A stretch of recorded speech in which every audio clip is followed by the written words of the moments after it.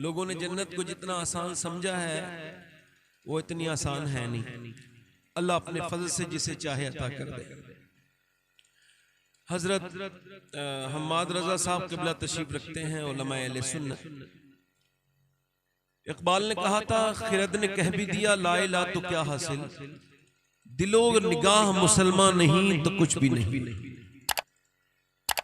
यानी आपकी जबान अगर ये कहती भी है कि आप अल्लाह को मानने वाले हैं, तो जब तक आपका दिल इस बात को तस्लीम न कर ले। इंसान को अल्लाह ने बड़ा हसीन पैदा किया, बड़ा खूबसूरत, इतना बड़ा शाहकार है इंसान, मगर इंसान आज तक ये न समझ पाया, और जो समझ गया वो बड़ा समझदार हो गया, मगर अक्सर इंसान ये नहीं समझ पाए कि अल्लाह ने उनको क्यों पैदा किया। ये कोई दानिश्वर तो बताएगा नहीं कि अल्लाह ने इंसान को क्यों पैदा किया, कोई साइंसदान नहीं बताएगा, कोई मुहक्किक नहीं बताएगा, इसको अल्लाह खुद बताएगा जिसने इस इंसान को बनाया। वो खुद कहता है हल आता अल इंसान हीन मिनद दहरी लम यकुन शैय्यन मज़कूरा। इंसान पर ऐसा दौर गुजरा है कि वो कोई काबिल जिक्र शै ही न था। अल्लाह ने अपने फजलो करम से उसको इंसान बनाया। उर्फ़े आम में एक बात बड़ी मशहूर है कि खाली हाथ आए थे और खाली हाथ जाएंगे, मगर ये बात मुसलमानों को नहीं कहनी चाहिए। जब कोई उनसे ये कहे कि खाली हाथ आए थे और खाली हाथ जाएंगे, तो वो सामने से आवाज दे के कहें भाई आप आए होंगे खाली हाथ, आप जाएंगे खाली हाथ। जब हम आए थे तो नबी का दामन हाथ में था, और जब जाएंगे तो इंशाअल्लाह नबी का दामन हाथ में होगा। भाई 10 मिनट मुझे अगला जलसा पकड़ना है, उसके टाइमिंग से निकलना है। अगर अगली जगह नहीं पहुंचा तो वहां का वादा खिलाफ हो जाऊंगा, समझा नहीं? अर्ज कर रहा था मैं आपसे, इंसान को अल्लाह ने क्यों पैदा किया। आपकी वॉशिंग मशीन, आपके घर के जितने सामान है, कार वगैरह वगैरह, सबके काम के तहत इंसान ने इजाद किए इंसानों के लिए। तो क्या अल्लाह ने इंसान को यूं ही पैदा कर दिया? नहीं। अल्लाह फरमाता है मैंने इंसान को अपनी इबादत के लिए पैदा किया, आजमाइश के लिए पैदा किया, ताकि वो आजमाया जाए। हर घड़ी आजमाइश है, हर वक्त आजमाइश है। इंसान आजमाइश के लिए पैदा। इमाम मालिक ने फतवा दिया, फरमाते हैं इंसान 2 बार पैदा होता है। एक बार तो अपनी माँ के पेट से, एक बार वो उस दिन पैदा होता है जब वो ये जान ले कि अल्लाह ने उसको क्यों पैदा किया। मेरी बातों पे आप दाद देंगे भी नहीं, मुझे चाहिए, क्योंकि दाद और तहसीन के बहुत से एक दौर गुजर चुका है। दाद दिया करें, नात भी सुना करें। मेरी बात बड़े थोड़ी सी सुन ले। इंसान उस दिन पैदा होता है जिस दिन वो ये जान जाए कि अल्लाह ने उसको क्यों पैदा किया। इकबाल कहता है अपने मन में डूबकर पाजा सुरागे जिंदगी, मेरा न बनता है न बन, अपना तो बन, अपना तो बन, समझ तो ले मेरे दोस्त मेरे भाई, अल्लाह ने तुझको क्यों पैदा किया? सिर्फ कमाने के लिए, सिर्फ खाने के लिए? नहीं, कमाने खाने में तो बड़े लगे हुए हैं, गैर मुस्लिम बड़े आगे हैं। अल्लाह ने तुझको क्यों पैदा किया? कभी तूने ये सोचा मेरे भाई? आपने कभी गौर किया, कभी अपने जमीर के आंगन में कुर्सी बिछा के इस बात पे गौर फिक्र किया कि अल्लाह ने तुमको क्यों पैदा किया है? यूं ही अल्लाह ने पैदा कर दिया? नहीं, जरा गौर तो करें आप। अल्लाह ने इम्तिहान के लिए पैदा किया। यानी फजर का वक्त है, एक नौजवान सो रहा है, अजान की आवाज आ रही है, बिस्तर पूरा गर्म है, सर्दी का मौसम है। अब बाहर अगर निकलता है तो एकदम नफ्स कह रहा है बाहर मत निकलना, अगर बाहर निकलेगा तो तुझे सर्दी लग जाएगी, बाहर न निकलना, बाहर का मौसम बड़ा सख्त है, बाहर निकलेगा तो सर्दी लग जाएगी। मगर ईमान कह रहा है नहीं, बाहर भी निकलूंगा और नमाज भी पढ़ूंगा।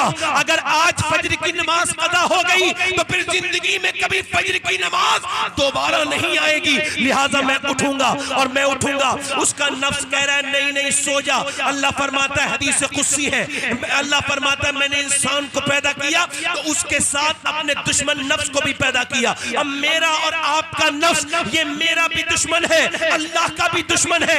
ये कह रहा उठ के ना जाना, अगर उठेगा तो सर्दी लग जाएगी। मगर ईमान ने लिहाफ फेंक दिया, ईमान ने कंबल फेंक दिया और जाके उसने ठंडे पानी में वुजू किया और जाने के बाद उसने मस्जिद में जाके अपना सर झुकाया। जैसे ही उसने अपनी नाक अल्लाह के सामने रगड़ी है, वैसे ही एकदम फरिश्तों ने ऐलान कर दिया, ये वो बंदा है जो आज अल्लाह की राह में कामयाब हो गया है अपने नफ्स पर। सुभान अल्लाह, सुभान अल्लाह, सुभान अल्लाह। आज नफ्स पर कामयाब। वो लड़का फिर फजर के बाद घर आया, उसने नमाज पढ़ी और नाश्ता करके बाहर को निकल रहा था। एक लड़की बेहुदा कपड़े पहने हुए, जैसे कि यहाँ बाजारों में घूम रही हैं लड़कियां, बेशरम, बेगैरत, बेहुदा, बेगैरत, जिस्म पर टाइट लिबास पहने हुए जा रही है। नौजवान ने एक नजर देखा, एक नजर में कोई नहीं है, एक नजर माफ है, और एक नजर में उलमा फरमाते कोई फितना भी नहीं होता। एक नजर माफ है, अब दूसरी नजर कह रही है देख ले, देख ले, नफ्स कुत्ता भौंक रहा है, देख ले, ऐसा नजारा फिर देखने नहीं मिलेगा। ईमान कह रहा है नहीं देखूंगा, नफ्स ने फिर कहा देख ले, ईमान ने कहा नहीं देखूंगा, ईमान ने कहा नहीं देखूंगा, ईमान ने कहा नहीं देखूंगा। मेरे नबी ने फरमाया है आंखों का भी जिना है, यानी आंखों से देखना ये आंखों का जिना है। अब जो लड़के आंखों से गंदी तस्वीरें देखते हैं, जो जिस हाल में मरेगा उसी हाल में उठाया जाएगा। अब जरा गौर करो, मेरे नबी फरमाते हैं जो बदनिगाही करेगा उसकी आंख में आग की सलाइयां डाली जाएंगी, आग की मेखें ठोकी जाएंगी। अल्लाह अकबर। आपसे अर्ज करता हूं मेरे दोस्त, एक माँ जिसकी दिल्ली बर्दाश्त नहीं करता, अगर अल्लाह ना करे ये आंख में वही अल्लाह ने कर दिया। और सुनो, ये आंखें कल कयामत के दिन आपके खिलाफ होंगी।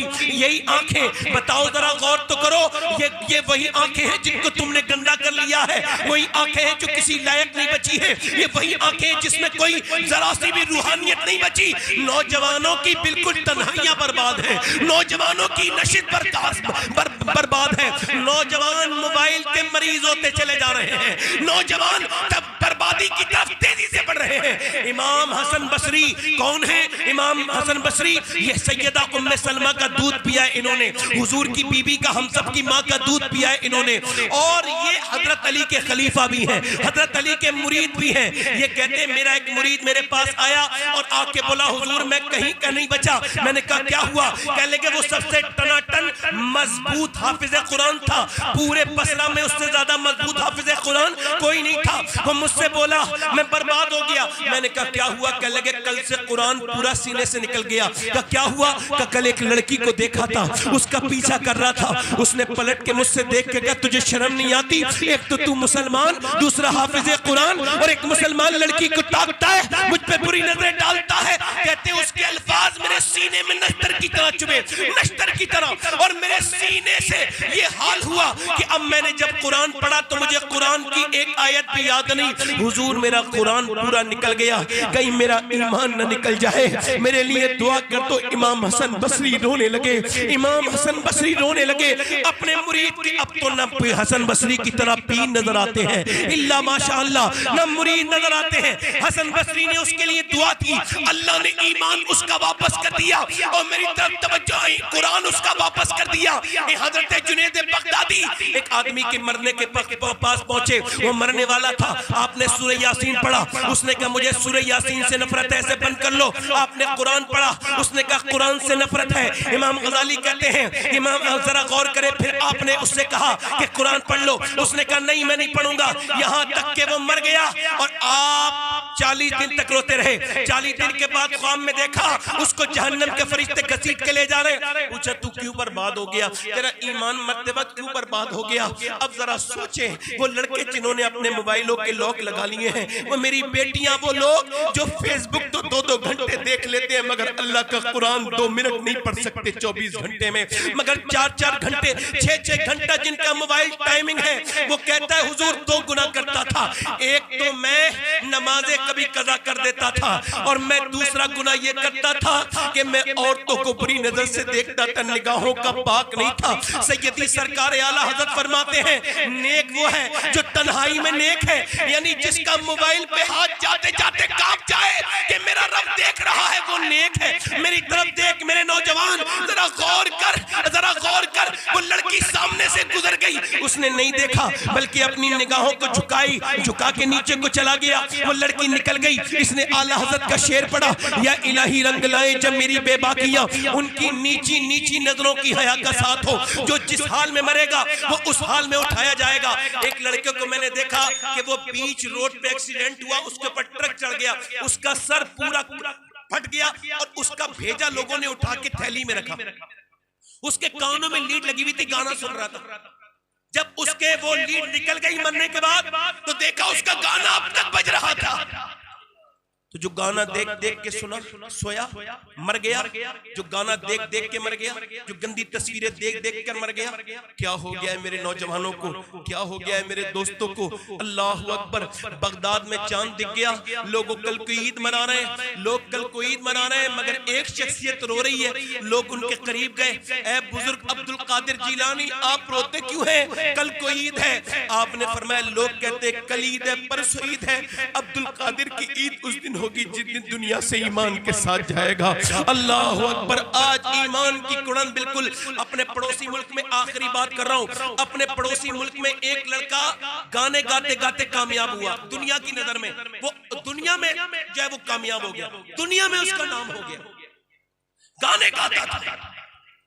एक मर्सिडीज जीती, दूसरे शहर में जीता, तीसरा उसने कंपटीशन जीता, चौथा कंपटीशन जीता, यहां तक कि वो इतना बड़ा हो गया, वर्ल्ड टूर किया उसने, डॉलर में, यूरो में, और उसने जो है दरम में पैसे कमाने शुरू कर दिए। एक शहर में एक घर, दूसरे शहर में दूसरा घर। 19 साल की उम्र में गाना गाते गाते उसने शादी कर ली, और अपनी पसंद की लड़की से शादी, 2 घर बनवाए 2 शहरों में, बेहतरीन गाड़ी, हीरे, उसके पास नौकर चाकर, दौलत डॉलर, पैसे, सब कुछ। और फिर उसकी 23 साल की उम्र में तबीयत खराब हुई, गाना गाते गाते गिर गया, तो पता लगा दोनों गुर्दे फेल हो गए। अब उसको डायलिसिस मोड पे लाया गया। डायलिसिस बड़ा सख्त प्रोसेस है। जब किसी के गुर्दे खराब हो जाते हैं तो उसकी यहां से पूरी मशीन से उसका खून बदला जाता है, तो इसको डायलिसिस कहते हैं। कहीं 30,000 लगते हैं। एक लड़के की ये नस फड़क रही थी, मैंने पूछा क्या हुआ, क्या लगे सैयद साहब मेरे बाप जमीन बेच चुका है, सब कुछ बेच दिया, मेरा मकान भी बिक गया, मैं अकेला हूं, मेरे गुर्दे खराब है, मगर मैं ठीक नहीं हो पाया। कभी आप में से कोई ऐसा आदमी बैठा है जिसने कभी गुर्दों के बारे में शुक्र अदा किया हो? 2 रकअत नमाज पढ़ के, अल्लाह तेरा शुक्र है मेरे गुर्दे अभी तक खराब नहीं, अल्लाह तेरा फजल है। बीमार हो जाओगे तब तुम्हें इदराक होगा कि तुम्हारे गुर्दे कितनी बड़ी चीज है। कभी सोचा? कश्मीर में मुझे एक आदमी ने टेलीफोन करके बुलाया तकरीर के लिए, मैं कहा मेरे पास वक्त नहीं। क्या लगे जो आपकी तकरीर सुनना चाहते हैं ना, वो कैंसर के मरीज है, आखिरी बार आपकी तकरीर सुनना चाहते हैं। मैं गया, उसका नाम मोहम्मद सलीम था, वो अब तो इंतकाल कर गया, अल्लाह उन्हें बख्शे, सब कह दो आमीन, अल्लाह उन्हें बख्शे। तो सुनो, तो मैं उनसे पास बैठा, मैंने पूछा सलीम भाई क्या हाल है?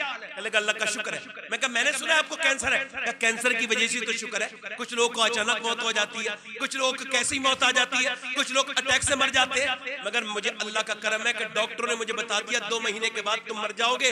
तो मैं चूंकि बहुत गुनहगार हूं, सोचता हूं 2 महीने के बाद अंधेरी कब्र में जाऊंगा तो क्या करूंगा, और अंधेरी जब कब्र में जाऊंगा तो मैं तो एक कमरे को बर्दाश्त नहीं कर सकता, अंधेरी कब्र को कैसे बर्दाश्त करूंगा। कहते हैं मगर बगैर कैंसर के भी मैंने नमाजें पढ़ी थी, मगर जब से सुना है कि मुझे कैंसर है तो अब जब सजदे में रखता हूं तो आंखें डबडबा जाती हैं, खूब आंसू निकलते हैं, और मैं भी खूब गिड़गिड़ा के कहता हूं मालिक माफ कर देना, पूरी जिंदगी गुनाह किए हैं, मैं रातों का चोर हूं, मैं बड़ा गुनहगार हूं। कहता है मुझे अल्लाह का शुक्र अदा करने दो कि मेरे रब ने मुझे मौत से पहले तौबा की मोहलत दे दी। और मेरे भाई, मेरे दोस्त, समझ दो, जरा गौर तो कर, वो मरने के करीब चला गया, वो लड़का बिल्कुल मौत के करीब, जिसने डॉक्टर ने तुम्हारे दिल के इलाज किए। एक आदमी अस्पताल में भर्ती हुआ, बूढ़ा 80 साल का, उसके ऑक्सीजन लेने में कमी थी, उसका 1.5 दिन वो रहा अस्पताल में, उसका ऑक्सीजन ठीक हो गया, नॉर्मल हो गया, उसको बिल आया 90,000 का, बिल देख के रोने लगा। डॉक्टर ने कहा रोते क्यों है? क्या मैं तुझे, तुम्हारे पास पैसे नहीं है? तो अल्लाह ने इतना नवाजा है डॉक्टर साहब पूरा अस्पताल खरीद लूंगा। क्या फिर रोते क्यों हो? क्या रो इस वजह से रहा हूं कि तेरे अस्पताल अस्पताल में 1.5 दिन सांस लिया,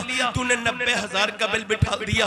80 साल का बूढ़ा अल्लाह की हवाओं में सांस ले रहा हूं। मैंने कभी सोचा नहीं कि सांस लेना कितनी बड़ी अल्लाह की नेमत है। मैंने कभी सोचा नहीं, जिसने गुर्दों का इलाज किया उसे लाखों दे दिए, जिसने दिल का इलाज किया उसे लाखों दे दिए, जिसने गुर्दे दिए उसके सामने सजदा भी नहीं किया, जिसने दिल दिया उसके सामने सजदा भी नहीं किया। ऐ मेरे दोस्त कब समझेगा, ऐ मेरे भाई कब समझेगा। मेरे नबी फरमाते हैं जन्नत में जन्नती को कोई हसरत नहीं होगी, जन्नत में कोई अफसोस नहीं होगा। अर्ज़ की या रसूल अल्लाह कोई अफसोस नहीं होगा, तो फिर मैं एक अफसोस होगा। जन्नती जब जन्नत को देखेंगे तो कहेंगे ऐ अल्लाह काश जो दुनिया में हमने अपना वक्त खराब किया उसमें हमने तुझे याद कर लिया होता। है करीम रब, है रहीम रब। इंसान की नाक के अंदर एक रस नग है, रग एक रग ऐसी है जो खुशबू का काम करती है। न्यूरोलॉजिस्ट कहते हैं, ईएनटी स्पेशलिस्ट कहते हैं अगर ये रग खराब हो जाए तो दुनिया की पूरी मेडिकल साइंस मिलकर भी ये रग नहीं बना सकती। तो सुनो मेरी बात, अल्लाह ने हर इंसान की नाक में वो बनाई। मैं कहता हूँ साइंस से हमारा कोई झगड़ा नहीं है। साइंस किताबें तहकीक है, कुरान किताबें तखलीक है। साइंस ये कहती है कि चांद 1.25 लाख मील दूर है। जब साइंस ये कहती है सूरज इतने दर्जे हरारत पर निकलता है, इतने दर्जे हरारत पर डूबता है, मगर कोई आज तक न कह सका, न कोई साइंसदान ने कहा, न किसी खुदाई के दावे करने वाले ने दावा किया कि जमीन मैंने बनाई है, आसमान मैंने बनाया है। वो मेरा रब है जो कहता है जमीन भी मैंने बनाई है, आसमान भी मैंने बनाया है। नारे तकबीर, नारे रिसालत, मसलके आला हजरत हुजूर सैयद शबात मियां साहब किबला इमामुल अंबिया कॉन्फ्रेंस। मैं आपका खादिम हूँ। मेरी गुजारिश है आपसे थोड़ी देर मैं बस बात कर रहा हूँ, क्योंकि वो पकड़नी ट्रेन पकड़नी। दिल लग रहा आप लोगों का? अपनी जिंदगियों में तब्दीली लाओ बेटे। लंबी तकरीरें सुन के क्या करोगे? काफी न था। मेरे शेख मुहियुद्दीन अब्दुल कादिर जीलानी गौसुल आजम फरमाते हैं जिसके घर वाले मर के उसी के लिए इबरत का सामान न बने, अब्दुल कादिर उसको क्या समझाएगा? किसी ने चचा को कब्र में रखा है, किसी ने दादा को रखा है, किसी ने अब्बा को रखा है, कोई अपने बेटे को दफन करा है। कब तक ऐसे ही करते रहोगे मेरे नौजवानों? मेरे दोस्तों बताओ, अल्लाह ने इंस्टाग्राम के लिए आंखें दी, फेसबुक के लिए। वो गाना गाने वाला मरने लगा, उसने अपनी बीबी को देखा, बीबी बोली रोते क्यों हो? अच्छा सुनो, अगर आप अब तक मरे नहीं, आपके बच्चे यतीम नहीं हुए, तो आपको भी शुक्र अदा करना चाहिए। क्यों? क्योंकि अगर आप मर गए होते और आपके बच्चे यतीम हो गए होते तो यतीमों का कौन होता है? कौन यतीमों का सहारा बनता है? कभी सोचा आपने? वो रोने लगा, उसकी बीवी बोली रोते क्यों हो? वो कह लगा इस वजह से कि आज मैं देख रहा हूं कि तुम बेवा हो जाओगी, मेरी आंखें देख रही है मेरे बच्चे यतीम हो जाएंगे, मगर मैं सोच रहा हूं कि मुझे अल्लाह ने आवाज दी, मैंने गाने गाए पूरी दुनिया में, मगर जब मेरा वो खराब वक्त आया तो गाने सुनने वालों ने मेरा साथ छोड़ दिया। मैंने जितने गाने गाए थे, अगर इतने अपने नबी की नाते पड़ी होती तो आज मेरा ये हाल नहीं होता। इस वजह से कहता हूं आज ले उनकी पनाह, आज मदद मांग उनसे, फिर न मानेंगे कयामत में अगर मान गया। ऐ मेरे दोस्त आज ही नबी से रिश्ता अपना मजबूत कर ले। ये जिंदगी इंस्टाग्राम के लिए नहीं है, ये जिंदगी फेसबुक के लिए नहीं है, ये जिंदगी लड़कियों का पीछा करने के लिए नहीं है, ये जिंदगी इश्क लड़ाने के लिए नहीं है, ये जिंदगी सिर्फ माल कमाने के लिए नहीं है, बल्कि बरेली से मेरे ताजुशरी आवाज देते हैं जिंदगी ये नहीं है सभी के लिए, जिंदगी है नबी की, नबी के लिए। ये तो पोते ने 100 साल बाद कहा, 100 साल पहले दादा ने कहा था, इससे बड़ी बात पोते ने कहा था, जिंदगी है नबी की, नबी के लिए दादा बोले जमीनो जमा तुम्हारे लिए, मकीनो मका तुम्हारे लिए, चुनीनो चुना तुम्हारे लिए, बने तो जहां तुम्हारे लिए, हम आए यहाँ तुम्हारे लिए, उठे भी वहां तुम्हारे। तकबीर, नारे रिसालत, शफाअत हुसैन साहब मेरे नाम का नारा लगाओ। मैं नारे के लायक इंसान नहीं हूं, आपका दिल लग रहा है? आखिरी बात कर रहा हूं, आखिरी बात। देखो डरना सीखो अल्लाह से। अगर तुम्हारा इल्म तुम्हें डरा नहीं रहा ना, और कोई खौफ की बात सुन के दिल नहीं डर रहा है, तो अपने दिल का इलाज करो। ये मैं नहीं कर रहा हूं, मौला अली फरमा रहे हैं, जिसे जितना इल्म वो उतना ज्यादा डरता है। इसी वजह से आलिम का जो तशख्खुस रखा कुरान ने वो डरने पर रखा, वरना पढ़े लिखे तो बहुत होते हैं, जो उलमा है वो डरते हैं, जो डरते हैं वही उलमा। आखिरी बात कर रहा हूं, आज लोगों को डर नहीं, खौफ नहीं, बिल्कुल भी। मैं देखता हूं, अल्लाह माफ करे, हजरत उमर फारूक आजम, बोलो सुभान अल्लाह, आधी दुनिया का बादशाह, मेरे नबी ने फरमाया मेरे बाद कोई नबी होता तो उमर होता। जब मारी गई ना यहाँ पे मारा चाकू, तो ये पूरी आपकी आंत फट गई, उसके अंदर से दूध पिया तो निकल गया सारा। तो आपने जब दूध निकलते देखा तो अपने बेटे से कहा, अब्दुल्ला इब्ने उमर से कहा, अब्दुल्ला मेरा सर जमीन पे रख, नहीं रखा, सर जमीन पे रख दे बेटे, नहीं रखा, जानू पे सर जमीन पे रख, मेरे सर जमीन पे रखा ना, जैसे ही सर जमीन पे रखा ना, वैसे ही हजरत उमर ने अपनी नाक पेशानी जमीन पे रगड़ी और कह लगे, अल्लाह, लोग कहते हो उमर ये है, उमर वो है, मगर उमर तो तेरी बारगाह का मोहताज है। अगर तूने आज उमर को न बख्शा तो उमर बर्बाद हो जाएगा। अल्लाह, आखिरी वक्त है उमर का, उमर पर अपना फजल फरमा दे, उमर पर अपना फजल फरमा दे। जिसने कई बार हुजूर से जन्नत खरीदी, जिसके निकाह में हुजूर की 2 बेटियां, जुन्नूरैन जिसका लक़ब है, मेरे नबी ने सामने से आते देखा उस्मान गनी को, फरमाया मेरे आका ने सहाबा से, आप में से कौन है जो हजरत इब्राहीम अलैहिस्सलाम को देखना चाहता है? सारे सहाबा ने कहा हम सब देखना चाहते हैं। फरमाया सामने देखो मेरा उस्मान, उसका चेहरा बिल्कुल इब्राहीम अलैहिस्सलाम की तरह है। अल्लाहू अकबर। उस्मान गनी गड्ढे को देखते हैं, उर्फ़े आम में गड्ढा बोलते हैं उसे, ऐसे गड्ढे को देखा, वैसे ही बेहोश हो गए और लोगों ने देखा, होश में आए, पूछा आप ये गड्ढा देख के क्यों लगे? कह लगे गड्ढा देख के मुझे अपनी कब्र याद आ गई। हजरत अली के तलवार मारी गई नहजुल बलागा में, हुजूर ने फरमाया मैं जिसका मैं मौला उसका अली मौला। तलवार मारी गई, ये पूरा हिस्सा हिट गया, दाढ़ी पूरी सुर्ख हो गई, मगर हाथ उठा के क्या कह रहे हैं? अल्लाह अली को बख्श दे, अली के अमल बहुत थोड़े हैं, अली के अमल थोड़े तो हमारे अमल हैं। एक आखिरी बात यह है कि मूसा अलैहिस्सलाम के जमाने में एक औरत, एक लड़की एक आदमी के पास आई, कह लगी मेरे बच्चे भूखे हैं, कुछ मुझे दे दोगे खाने को?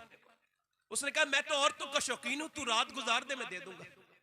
उसने कहा मैं रात गुजारने के लिए तो नहीं आई तेरे पास, देना है तो दे दे। उसने मना कर दिया, वो चली गई, मैं अपना जिस्म नहीं बेचना। दोपहर पे फिर आ गई, कह लगी बच्चे मेरे बेहोश हो रहे हैं, मुंह में से झाग निकल रहे, कुछ दे दे, मैं रात को आ जाऊंगी, तू अपना जो दिल चाहे कर लेना, मेरे साथ में आ जाऊंगी रात को। वो बच्चों को कुछ दे के आई, खिला के आई, रात में कमरे में बैठी थी, इसने इसका हाथ पकड़ना चाहा, जैसी हाथ पकड़ना चाहा वैसी कांपने लगी और एकदम रोने लगी। कहा क्यों रोती है, पैसे नहीं मिले तुझे? कहा पैसे सब कुछ थोड़ी होते हैं। कहा फिर? कहा बात यह है कि जब मैं सजदा करती हूँ तब भी अल्लाह देखता है, और जब मैं तेरे साथ अपने जिस्म का सौदा कर रही हूँ तब भी मेरा अल्लाह देख रहा है। मैं उससे यही कह रही हूँ, करीम करम करने वाले, ए बेपनाह ताकतों वाले, अगर आज तेरी बंदी अगर मजबूर न होती अपने बच्चों से, मैं माँ न होती और ममता मुझे मजबूर न करती तो कभी ये बुरा काम न करवाती। ऐसी रोई, फूट फूट के रोई। मुल्ला रूम ने लिखा है एक आदमी चूड़ियों का कारोबार करता था, उसने सोने की चूड़ियां बनानी थी, एक लड़का उसने ले लिया, औलाद नहीं थी उसके, और लड़का जवान हो गया। वो घर आया एक दिन तो बीबी ने दरवाजा खोलने के बाद का कौन सा गुनाह करके आया? कहा कोई नहीं। कहा अंदर नहीं कुछ नहीं दूंगी, बता बता कौन सा गुनाह करके आया? कहा एक लड़की का हाथ पकड़ लिया था, चूड़ी पहनाते वक्त अच्छा लगा था। कहा आजा, मैंने जिसे अपना बेटा बना के पाला है ना 20 साल, उसने आज मेरा गंदे तरीके से हाथ पकड़ लिया था। मैं समझ गई कि मेरे आदमी ने किसी की इज्जत में हाथ डाला है, तो आज उसके घर की इज्जत में भी हाथ डल गया। उस आदमी ने हाथ उठा के कहा मालिक मुझे माफ कर दे, मेरी बीबी मेरी बहनों की हिफाजत मेरी बेटियों की कर ले। क्या तुम्हारे घरों में बहनें बेटियां नहीं है? दोस्तों, अपने अगर तुम पूरी पूरी रात मोबाइलों पे लगे हुए हो, किसी लड़की से बात कर रहे हो, ये तुम अपनी जबान का जिना कर रहे हो। कानों से बात करना ये कितना हराम काम है। अगर तुम ये कर रहे हो फिर भी दिल पे असर नहीं है तो तुम्हारा ईमान बड़ा कमजोर है मेरे दोस्त। ना वो रोई, अल्लाह ने उस औरत के रोने से उसका दिल बदल दिया। बोला मैं तुझे अपनी बहन बनाता हूँ, ले ये पैसे ले। तूने मेरी आंखें खोल दी। सजदे में गिर के बोला मालिक इतनी परेशानी में रोई, इतनी परेशानी में डरी, मैंने तो कितने गुनाह किए हैं, अल्लाह मुझे माफ कर दे। मेरे रब इस पूरी बस्ती में मेरे जैसा गुनहगार कोई नहीं। मेरे रब अगर मेरे जैसा पूरी दुनिया में गुनहगार कोई नहीं तो तेरा जैसा करीम भी कोई नहीं है। अल्लाह मेरे गुनाहों की हद नहीं तो तेरे करब की भी कोई हद नहीं। ऐसा फूट के रोया, सो गया। सुबह को दरवाजे पर दस्तक हुई, दरवाजा खोला, सामने एक खूबसूरत शख्स खड़े थे। कहा आपका नाम? कहा आप अपना नाम बताइए। कहा मेरा नाम तो ये है। तो बोले मैं अल्लाह का नबी मूसा हूं, अल्लाह ने तुझे सलाम भेजा है। कह लगे साहब मूसा चेक कर लो, इस इलाके में मुझसे ज्यादा गुनहगार कोई आदमी नहीं है। कहा तू रोया है तक? हाँ। पूरी बात सुना के बोला इतना रोया हूं पूरा मेरा चेहरा भीग गया। मूसा ने कहा तेरा तो चेहरा पूरा भीग गया। अल्लाह फरमाता है ए आदम की औलाद, जमीन आसमान के बराबर भी तेरे गुनाह हो, मगर तू इतना रो ले, सच्चा रो ले कि तेरी आंख का आंसू तेरे गाल तक आ जाए, मैं सारे गुनाह माफ कर दूंगा। ओ कब्रों में जा रहे लोग, मेरे नौजवान अपनी जवानी पे फक्र न कर, मेरे पास वक्त कम है, 5 बजे से पहले मुझे मुजफ्फरपुर पहुंचना है। माजरत चाहता हूँ, आपकी खिदमत में कमी रह गई, मगर हाथ उठा के बताओ। एक बात बताऊं आपको, इधर देखो, तवज्जो करना, जरा गौर ना। लोग ये कहते हैं गोश्त खाना सुन्नत है, वो ये नहीं बताते कितना खाना सुन्नत है। बताना चाहिए जितना आप खाते हैं उतना सुन्नत है। नहीं, बाबा फरीदुद्दीन गंजे शकर तो तोल के खाना खाते हैं। कैसे? निजामुद्दीन औलिया कहते हैं मैंने पूछा हुजूर आप ये तोल के खाना खाते हैं, लोग एतराज करते हैं। कह लगे वो लोगों को एतराज करने दे। कहा हुजूर हमें बताएं। कह लगे सब बातें नहीं बताते। वो बताए ना हुजूर। कह लगे मैंने हुजूर के खाने का अंदाजा कर लिया है, मैं गुलाम होके हुजूर से ज्यादा खाना नहीं खाना चाहता। अम्मी आयशा फरमाती हैं कि हुजूर के जब पेट पे पत्थर बनते थे तो मैं कहती थी दुआ करें, तो कभी दुआ नहीं करते थे, मगर हाँ करते थे। जब पेट पे 2-2 पत्थर बन जाते थे और वो गारे हिरा में, हजरत अली कहते हैं मैंने 3-3 दिन तक लगातार उम्मत के लिए गारे हिरा में हुजूर को रोते देखा। 3-3 जब पेट पे पत्थर बनते थे तो क्या दुआ करते थे? अल्लाह मेरी उम्मत कभी भूखी ना मरे, मेरी उम्मत कभी भूखी ना मरे। आज सबके घरों में खाना है। मेरे मुफ्ती आजम फरमाते हैं खाते हैं तेरे दर का, पीते हैं तेरे दर का, पानी दाना पानी है तेरा पानी, दाना है तेरा दाना। हाथ उठा के बताओ कितने लोग हुजूर के नाम पे गर्दन कटा दोगे? दोनों हाथ उठा के बताओ, नीचे हाथ कर लो। जो गर्दन कटा सकता है वो कुछ भी कर सकता है, कुछ भी कर सकता है ना। एक दूसरे की तरफ मुस्कुरा के मत देखना और बात ना करना।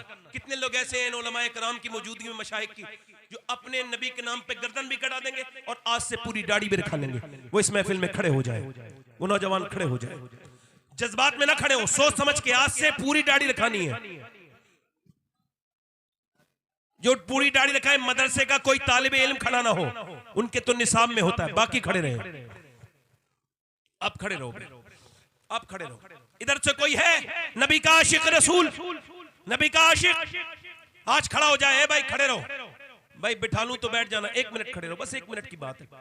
जो दाढ़ी रखाए जरा बाहर को निकल के आए, बाहर को जल्दी, बस बाहर निकल के आए, जल्दी आए, अरे जल्दी आए, 1 मिनट वक्त नहीं भाई हमारे पास, जल्दी आए, जल्दी आए, यहाँ आ जाए ताकि उलमा की नजर पड़ जाए, आपका बेड़ा पार हो जाए। आ जाओ। जो नौजवान आज से पूरी दाढ़ी रखाए वो निकल के आए और कहें आज तक जिया था सभी के लिए, आज से जीऊंगा नबी के लिए। सुन्नत रसूल के साथ जो जिए वो इधर आ जाए। नौजवान आशिक रसूल जो आज से पूरी सुन्नत रखा के जिए, दोनों हाथ ऊपर कर ले। जज्बात में मत खड़े होना, कल को कोई समझाएगा तो कभी हट जाओ पीछे। नहीं, इस मामले में माँ बाप की भी नहीं माननी है। और कोई ये समझता है शादी नहीं होगी, अच्छी लड़की चाहिए तो दाढ़ी रखाओ शादी से पहले। ये सब नौजवानों को मशवरा है, क्योंकि कोई भी खराब, बिगड़ी हुई और मॉडर्न लड़की किसी दाढ़ी वाले को पसंद नहीं करेगी, और दाढ़ी वाले को सिर्फ हुजूर की मानने वाली पसंद करेगी। हाथ ऊपर कर लो, दाढ़ी रखाने वाले हाथ ऊपर कर लो मेरे साथ को। इंशाअल्लाह आज के बाद न कभी दाढ़ी कटेगी न कभी मुड़ेगी, इंशाअल्लाह पूरा उलमा के सामने। ये हजरत अफरोज मिल्लत के बेटे तशरीफ रखते हैं। ये माशाल्लाह देखें, वैसे तो अमीन शरीयत का फैजान सब पर है, मगर मैंने रायपुर में हजरत को बड़ी खिदमत करते देखा है, हुजूर अमीन शरीयत की, मजहर अमीन शरीयत। दुआ करेंगे आपके लिए, मेरे साथ को इंशाअल्लाह वादा करते हैं आज के बाद न कभी दाढ़ी कटेगी न मुड़ेगी, इंशाअल्लाह। बैठ जाए, हुजूर की आंखों की ठंडक नमाज है, दोनों हाथ उठा के बोलो इंशाअल्लाह नमाज की पाबंदी करेंगे, इंशाअल्लाह अपनी बहन बेटी को पर्दा करवाएंगे, दोनों हाथ उठा के बोलो इंशाअल्लाह। देखिए मेरे पास चूंकि वक्त कम था तो मैं माजरत के साथ आपसे अर्ज कर रहा हूँ, मेरी बात किसी को बुरी लगी हो तो मुझे माफ कर दें, मैं आपसे माफी मांग चुका। कोई बात खराब लगी हो तो मैं माफी चाहता हूँ।